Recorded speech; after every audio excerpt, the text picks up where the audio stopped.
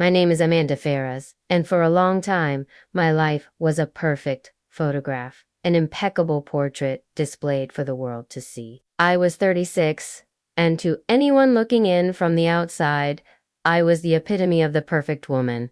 Discreet, always with a smile that seemed genuine and rarely faltered. The dedicated wife of a man everyone in our high society deeply admired. Tiago was a charismatic businessman with a keen eye for deals, and together, we were the exemplary couple gracing social columns and inspiring conversations at elegant dinners in Rio de Janeiro. Most exclusive mansions on the surface. Our life seemed like a modern fairy tale built on pillars of success, glamour, and unshakable happiness. But what no one saw, and what I myself, for so long, refused to acknowledge until my own reflection in the mirror almost disappeared. Diluted by the imposed routine was how much I was being swallowed, day after day, by a marriage that not only diminished me publicly and privately, but slowly suffocated me, robbing me of air. The subtle jokes at social events, the derogatory comments disguised as advice for my own good, the obsessive control masked as concern for my safety. Each layer of perfection I displayed to the world was, in fact, a layer of myself that was falling apart, fading away. I became an echo, a shadow of the vibrant, independent Amanda who once existed before I married the man I thought would complete me. That smile on my lips became a heavy mask, and discretion turned into a forced silence, where my own desires, my dreams, and my opinions were lost in the whirlwind of his whims. The house we shared, once a home, transformed into a gilded cage, where every luxury was a link, every convenience an invisible shackle, until the line was finally crossed. On a Tuesday afternoon, the gray sky over the city seemed to sense the coming storm, not just in the heavy clouds, but within me. The setting was as trivial as it was humiliating, as prosaic as it was shocking. A gas station on the Dutra Highway by the side of a dark, deserted road, and it was there, drenched by the rain that began to fall relentlessly and maddeningly, and immersed in a deafening silence that followed his cruelty, that he discovered to his own despair and incomprehension. That the Amanda he thought he controlled, the Amanda he believed he had molded in his image, simply no longer existed. From that moment on, she was a new woman, and he would be the first to feel the weight of this rediscovery, a rediscovery that would become his personal hell. The rain fell mercilessly, not in scattered drops, but like a silent avalanche, beating against the car's windshield and the side window where I rested my head, trying to isolate myself from the world. I was in the passenger seat, huddled, my hands clenched over my knees, trying in vain to hold back the tears that threatened to overflow and reveal the depth of my pain. Earlier, during a business lunch that stretched for hours at a sophisticated restaurant in Leblon, Tiago had outdone himself in his veiled cruelty, with a wide, disingenuous smile that fooled everyone but me. He made jokes about me to a table full of high-ranking colleagues and important business partners. Oh, Amanda.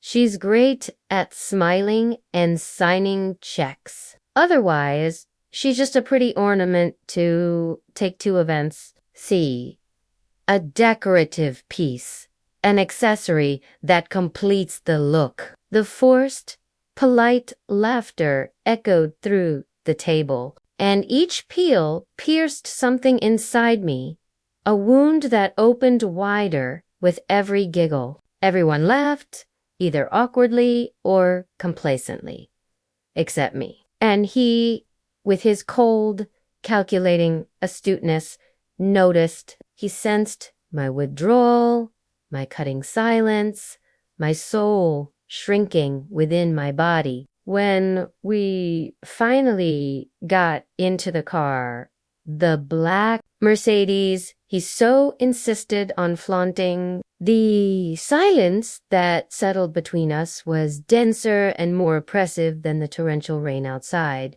a silence laden with contempt, hurt, and contained rage, a silence that screamed what I couldn't vocalize. I didn't retort, didn't argue, didn't dispute. I simply turned my face, staring at the blurred landscape through the fogged window, my heart beating erratically and painfully. And then, in the middle of the dark road, between the Capitol and the Sierra, he uttered the words with a cutting coldness, as if casting a die.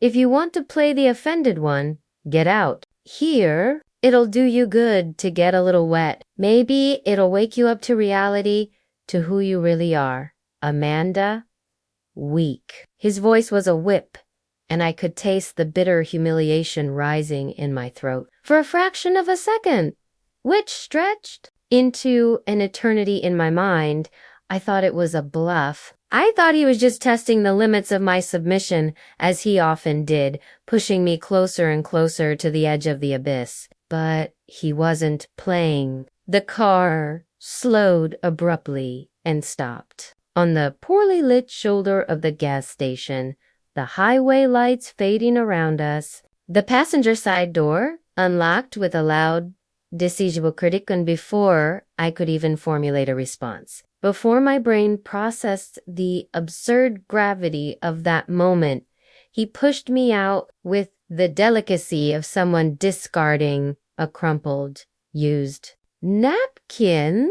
The impact of my body against the wet asphalt was brutal, a shock that stole my breath and wrung an muffled groan from me. I stayed there, under the storm that instantly drenched me, feeling the cold penetrate my bones, while he, with a smile of cold satisfaction and a disdainful wave, sped up the car, and the vehicle's taillights quickly disappeared into the fog and blurred lights of the road. He left me there, at the mercy of the night, the rain, and my own despair, as if I were an insignificant, discarded burden. I sat on the wet curb, water streaming copiously down my face, mixing with the warm tears.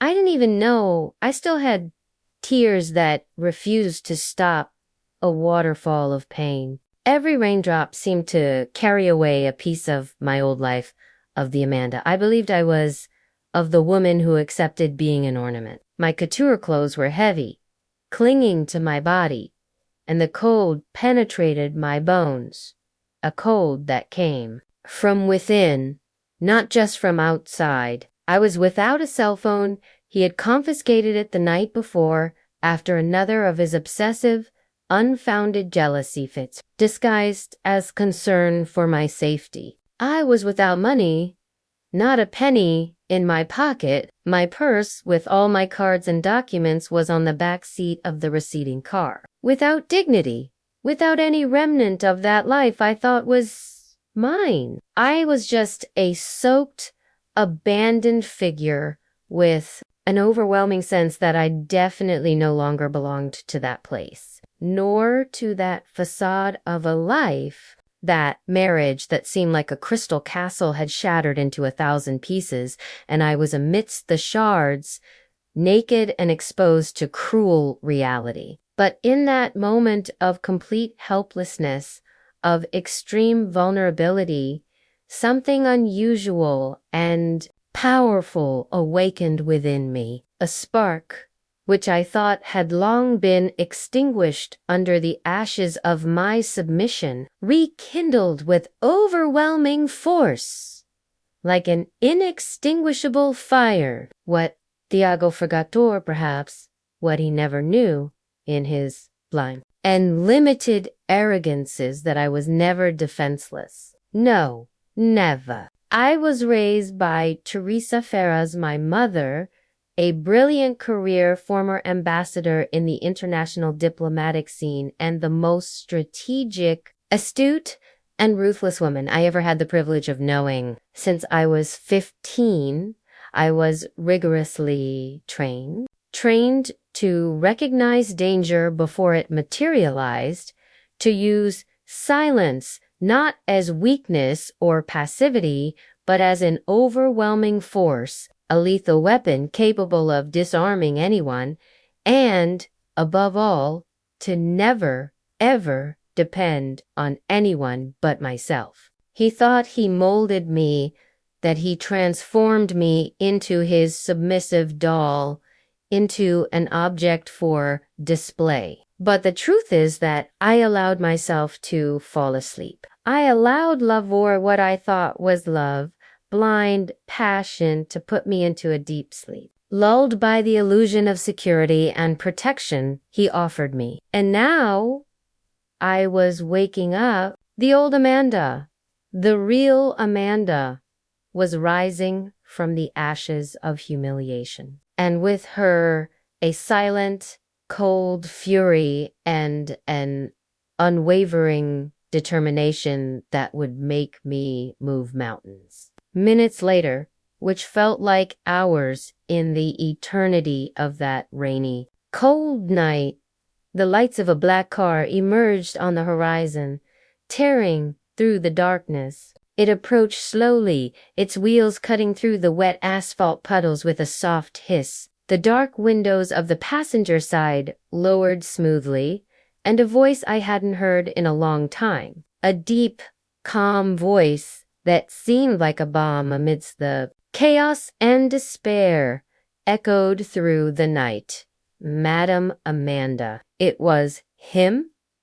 Enzo Manet, my private bodyguard, assigned by my mother when I married Tia. A precautionary measure that, at the time, seemed like an exaggeration from Teresa, an excessive maternal concern, but which now revealed itself as divine providence, a meticulously crafted plan by my mother. Enzo had always been around, a discreet but present and vigilant shadow. He had previously disguised himself as Thiago's trusted driver, as the night security guard of our building, and even as a flower delivery man on special dates to have unrestricted access to our daily lives. Thiago, in his self-centered and narcissistic blindness, never knew his true identity or his constant vigilance. And I, in my bubble of supposed happiness and conformity, never needed to activate him until now. The moment was this. He stepped out of the car with silent elegance, his movements precise and calculated. He opened the trunk, revealing a small travel bag, and handed me a dry, warm coat. His eyes calm and focused on me, conveying a tranquility I hadn't felt in years. Your mother has been informed, Madam Amanda. She is at your disposal. Her house in Jardin Botanico is ready to receive you with all necessary comfort. I shook my head negatively, my wet hair clinging to my face. No, I don't want to go back to her house. Not yet. I need to get back on my own feet. I want to finish this my way. I need to face this my way alone, with my own strength. He merely nodded, without a word, without a question, without a hint of surprise on his impassive face. Enzo was like that, silent, precise, efficient, and lethal if necessary. A man whose presence was an unshakable fortress, a safe harbor in the middle of the storm, a rock amidst the turmoil. And for the first time in a very long time, I felt truly safe. Not the illusory security Thiago sold me, based on possessions and appearances, but a real, palpable security that came from the certainty that I was not alone in the war that was brewing, and that I had a loyal and powerful ally by my side. It was the feeling of finally finding my footing, my true north. I was taken to an apartment in the city center, a place I didn't even know existed, a secret address my mother had provided years ago, but which, strangely, was in my name, with all bills paid. It was an elegantly furnished space, with a stunning view of the city and Sugarloaf Mountain in the distance, a refuge planned in advance. My mother, in her visionary wisdom and keen sense of danger, had prepared everything, every detail, years ago, in case the crystal castle cracked, as she used to say with an enigmatic smile, referring to my marriage. I took a long, hot shower, letting the dirt, the dampness, and the last crumbs of humiliation wash down the drain. I put on dry, comfortable clothes that were already waiting for me in the closet, and then, with steady hands, not trembling, I called the family lawyer. They respected and feared Dr. Almeida, known for his shrewdness in complex litigations. It was time to act. The game had changed. The pieces on the board were rearranging, and I was ready to play and to win. Meanwhile, Tiago, who had abandoned me in the rain, returned home. Noticing my prolonged absence, the house strangely empty and silent, he began to panic, a panic mixed with anger and frustration. He frantically called friends, hospitals, anyone who could give a clue about my whereabouts. He posted in the family group that I was freaking out, unbalanced, and that he didn't know what to do with me, in an obvious attempt to invert the narrative and discredit me. He went to the police, reporting my disappearance with a choked voice, feigning concern and despair, while deep down he knew very well what he had done, and the fear of being exposed began to gnaw at him. His world, which seemed so stable and under his absolute control, was slowly crumbling, piece by piece, like a house of cards, and he, in his arrogance and megalomania, had no idea that this was just the beginning. A massive wave was about to hit him, and he had no way to prepare or defend himself from what was coming. The next day, the timid sun tried to break through the morning clouds, but the air was charged with anticipation and tension. I asked Enzo to accompany me to Tiago's company, Farazan Menezes Capital, an imposing skyscraper in the city's financial heart. I didn't enter through the front, through the main entrance he used to flaunt,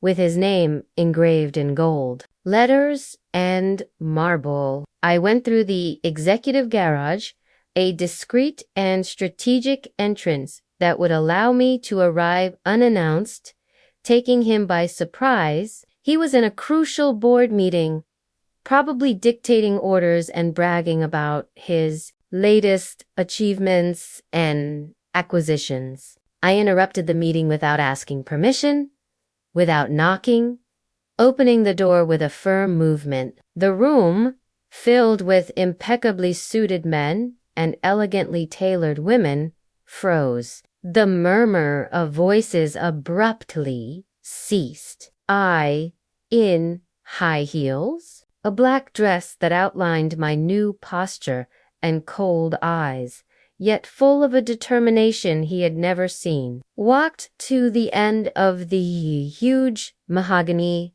table. Tiago, I need 5 minutes. My voice was calm, controlled, but carried the weight of everything I had endured, of years of humiliation and silence. He laughed, a nervous laugh, trying to disguise his embarrassment in front of his peers. Amanda, what happened yesterday was an exaggeration on your part, don't you think? You know how I am. Explosive sometimes. It's not personal, darling. He tried to discredit me, as always, as if it were my fault for his outburst of fury, and humiliation as if I were hysterical and irrational. But I wasn't there to argue.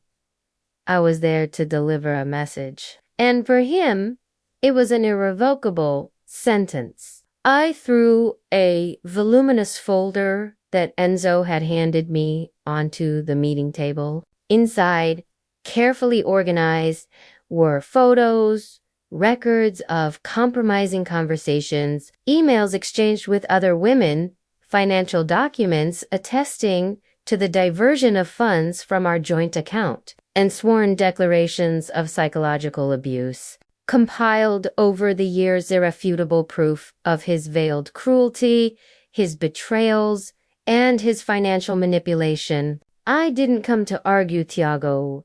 I didn't come to beg. I came to deliver my silence, or my justice. I looked him in the eyes without blinking, the implicit threat in my words palpable. His expression changed drastically. The smile vanished, replaced by a look of horror and belated comprehension.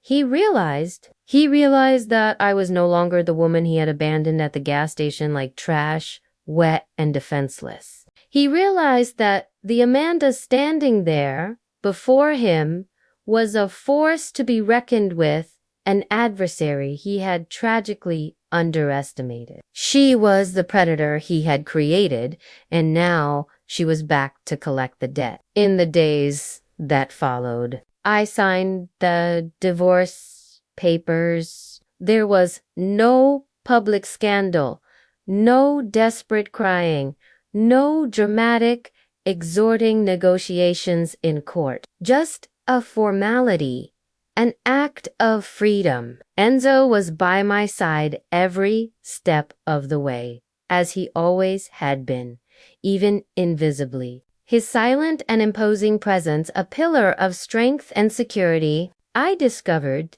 through Dr. Almeida, that a considerable part of my family's fortune, surprisingly, also a significant slice of Tiago's empire, was protected by meticulous clauses and intelligent legal provisions, included by my mother in our prenuptial agreement, which he hadn't even bothered to read carefully. Clauses that favored me if Tiago cheated on me or, crucially, emotionally abused me, provoked or not, and he had done both repeatedly throughout our marriage. My pretty ornament now owned half of the empire he was so proud of, the castle he built on my dignity, which was now divided in half. Tiago tried every way to reconcile, begging, manipulating, promising the world, using tactics that once worked but were now empty. He tried to manipulate the press,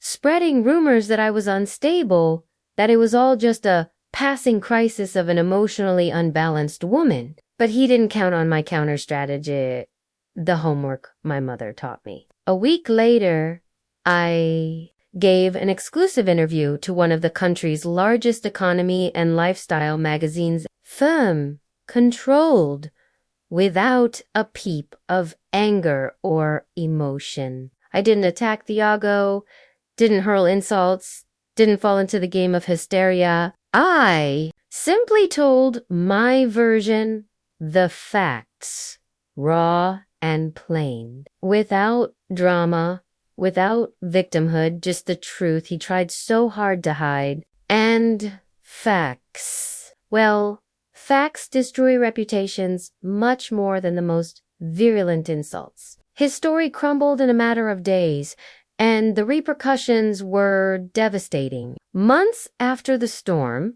with my new life consolidated, I met Enzo again at a bustling cafe in central London, where I now resided and had established my new roots. He was off duty, without his impeccable suit, wearing casual clothes, looking like an ordinary man among the cosmopolitan crowd, but his eyes still carried that serene and loyal intensity I had come to trust so much. "You've started breathing again," he said, a slight smile forming on his lips, something rare and meaningful. And I, for the first time in a very long time, felt a genuine smile spread across my own face, a smile that came from the soul, light and free. Today, I live abroad in a city that embraced me and allowed me to flourish, far from the ties and superficiality of my past life.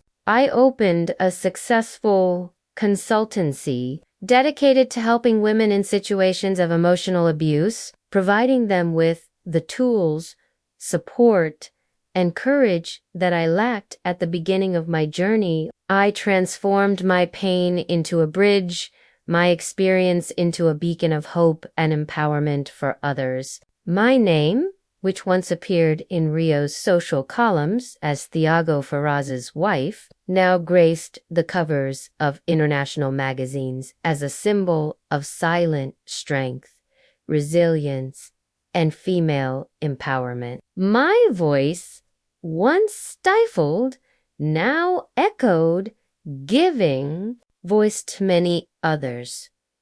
And Thiago, he's still trying to understand when he lost control, seeking explanations and culprits. He lives in the shadow of his own megalomania, trying to rebuild a reputation that I, with my truth and my strategic silence, completely dismantled. He lost his fortune, he lost the respect of his peers, and above all, he lost the woman he thought was his property, his ornament. But the truth is, he never had control. He only had the illusion of power, the illusion that he could mold and possess me, that I was merely an accessory in his perfect life. That rainy night at the gas station, he thought he was discarding me like a useless object, abandoning me to my own fate, breaking me into pieces. But he was wrong.